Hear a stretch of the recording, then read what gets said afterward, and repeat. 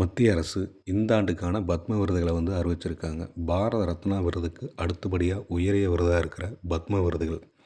பத்ம விபூஷன் 7 பேருக்கு இந்த ஆண்டு அறிவிச்சிருக்காங்க.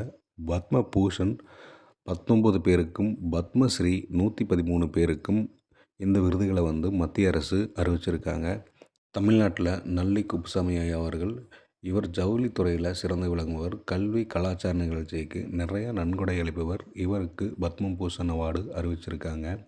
நடிகை சோபனா தென்னிந்தியாவில் 1990களில் முன்னணி நடிகையாக இருந்த கிளாசிக் பரதம் நடனங்களில் முன்னணி நடிகையாக சிறந்து விளங்குபவர்.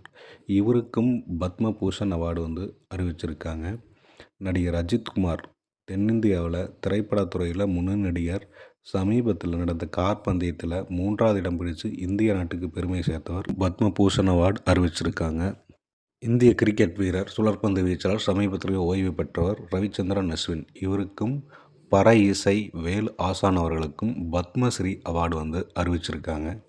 இப்போது நம்ம தமிழ்நாட்டில் விருது வாங்கினவங்க விவரங்களை தெரிஞ்சிட்டோம். அடுத்த வீடியோவில் இந்தியா லெவலில் விருது வாங்கினவங்க டீட்டெயிலாக தெரிஞ்சுக்கலாம். இந்த மாதிரி அப்டேட்டை தெரிஞ்சுக்க நம்ம சேனலை ஷேர் பண்ணுங்கள், லைக் பண்ணுங்கள், மறக்காமல் சப்ஸ்கிரைப் பண்ணுங்கள். நன்றி.